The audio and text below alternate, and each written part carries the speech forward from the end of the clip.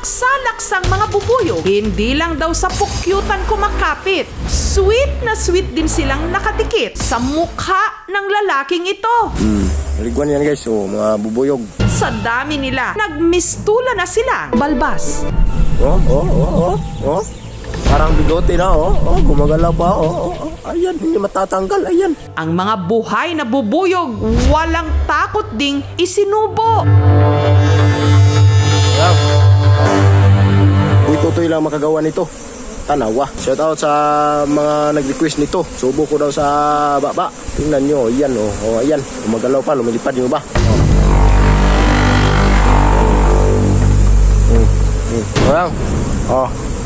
Kasama rin kumain. Kahit pa sa joyride. Natakot ako sa iya kay para sa ako hadlok gikuan ang iyang ginagawa. Pero ang komento ng mga utaw, I-upload niyo yung video para maniwala kami na hindi yan edited. sino nga ba siya? Kaya ba talaga niyang paamuhin ang mga mapanganib na bubuyog? Bago pa nagsimula ang interview, si Boy Bubuyog lapitin na raw talaga ng mga bubuyog. Panay na nga raw ang aligid ng mga ito sa kanya. Dati-rati raw ang mga bubuyog, mortal niyang kaaway. Nakagat nila ako, parang lumalaki na yung mukha ko. Maraming nagsasabi, ma'am, na baka mabubulag ako. Lumalapit naman ako sa kanila, ma'am, mga parang nanghingi ako ng sorry, ganyan. Hanggang nito lang Nobyembre ng nakaraang taon, meron siyang nadiskubre. Nung napaamo ko yung mga bubuyog, yun, dumadapo na sila, parang kaibigan ko na rin. Nung una, ang mga bubuyog, inilalagay lang niya sa kanyang kamay. Ayan, sagira siya. Dito ka lang sa puyo sa aking katawan, ayan. Parang may bungot na ako. Parang, Yung mga bubuyog, ma'am, hinahalik-halikan ko, nilagay-lagay sa mukha, baba.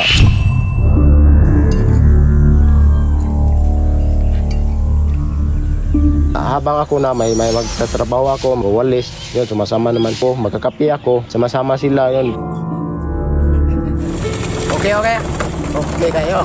Manasasaya ako, ma'am, yung kasama ko sila magmumotor. Kahit wala akong kasama doon, parang kinakausap-usap ko sila, ganyan. Huwag ko lang kayong malikot. Matulog ako, sinasabihan ko sila, ma'am, na bukas, bubuyog, may trabaho ako, maiwan na kayo, miss na miss ko kayo. Hinala tuloy ng mga mosang, si Boy Bubuyog may anting-anting, lalot ang ina nito. Dati raw, manggagamot. Pero hindi naman po na totoo na may agimat na kumang. Samantala, napansin nila na ang bibig ni Boy Bubuyog namamaga. Kinagat po ako, ma'am, dahil nasasaktan yung isa. Para makasiguro, pinatignan siya sa nakaantabay na medic. Yung autostato niya medyo okay naman po. Saka yung BP po niya medyo normal, 120/80. Yung sa labi po niya, ma'am, yung kagat po ng bubuyog. Ano kayang sikreto meron si Boy Totoy at laksa-laksang mga bubuyog maamo sa kanya? Ano ang kanyang magic? Ang nakarating sa aming buzz dito sa Samal Island sa Mindanao, nakatira si Boy Bubuyog. Siya si Boy Totoy na handa raw patunayang hindi edited ang kanyang videos. Naghanap muna siya ng mga bubuyog para makasiguro. Naglagay siya ng dahon sa kanyang magkabilang tenga. Ginaganon-ganon ko lang, tapos inilagay ko sa tenga para hindi na pula pumasok. Hanggang ang mga bubuyog tila nakikipaglaro na. Maya-maya pa, inilagay na ni Boy Bubuyog ang kanyang mga kaibigan sa kanyang leeg. Paka wala. Lapiyag paka. Okay, right? Hanggang ang mga bubuyog nag-umpukan na rin sa kanyang mukha, tenga at leeg. Nakikita nyo naman po na kinukuha ko yung bubuyog tapos nilagay ko dito sa aking liig para ginagawa ko ng binigote. Pero matapos ang pagpapakitang gilas, meron silang napansin. Ang bibig ni Boy Bubuyog namamaga. Kinagat po ako, ma'am, dahil nasasaktan yung isa. Ano nang mangyayari kay Boy Bubuyog? Bago pa nagsimula ang interview, si Boy Bubuyog lapitin na raw talaga ng mga bubuyog. Panay na nga raw ang aligid ng mga ito sa kanya. Dati-rati raw ang mga bubuyog, mortal niyang kaaway. Nakagat nila ako, parang lumalaki na yung mukha ko. Maraming nagsasabi ma'am na baka mabubulag ako. Lumalapit naman ako sa kanila ma'am, mga parang nanghingi ako ng sorry, ganyan. Hanggang nito lang Nobyembre ng nakaraang taon, meron siyang nadiskubre. Kung napaamo ko yung mga bubuyog, yun, dumadapo na sila, parang kaibigan ko na rin. Nung una, ang mga bubuyog, inilalagay lang niya sa kanyang kamay. Ayan, sagira siya. Dito ka lang sa puyo sa aking katawan, ayan. Parang may bungot na ako.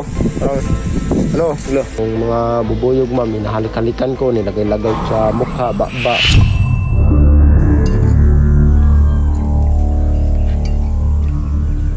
Habang ako na may magtatrabaho ako, mawalis, yun, sumasama naman po, magkakapi ako, sama-sama sila, yun. Okay kayo. Manasasaya ako ma'am yung kasama ko sila magmumotor. Kahit wala akong kasama doon, parang kinakausap-usap ko sila, ganyan. Huwag ko lang kayong malikot. Matulog ako, sinasabihan ko sila ma'am na bukas, bubuyog, may trabaho ako, maiwan ako kayo, miss na miss ko kayo.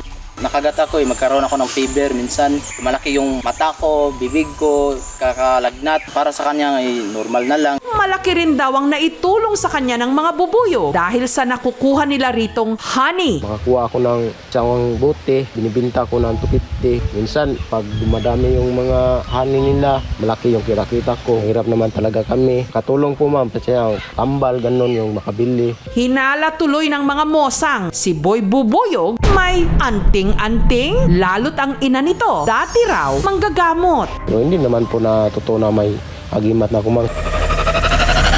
Samantala, napansin nila na ang bibig ni Boy Bubuyog namamaga. Kinagat po ako ma'am dahil nasasaktan yung isa. Para makasiguro, pinatignan siya sa nakaantabay na medic. Yung autostat po niya, medyo okay naman po. Saka yung BP po niya, medyo normal, 120/80. Yung sa labi po niya, ma'am, yung kagat po ng bubuyog, medyo namamaga lang po. Pero so far, okay naman po. Sanay na po akong nakagat ng ganito. Pero ano nga bang meron sa kanya? At bakit tila wa-effect sa kanya kung putaktihin man siya ng mga bubuyog? Ayon kay Dr. Amelia Nicolas, isang entomologist, ang mga bubuyog na lumalapit kay Boy Bubuyog pwede raw talagang alagaan. Tinatawag din ito na Asiatic or Asian honeybee or Eastern honeybee. Ito ay native sa Southeast Asia and East Asia. Pag sila ay nagsaswarm, during swarming, they are at their most docile na state. Kaya madali silang i-handle. Yung mga bubuyog na ito ay naistorbo doon sa kanilang pag-swarm. Sila ay maaabala din sa dapat nilang ginagawa na naghahanap ng bagong matitirhan or yung tinatawag natin na good nesting spot.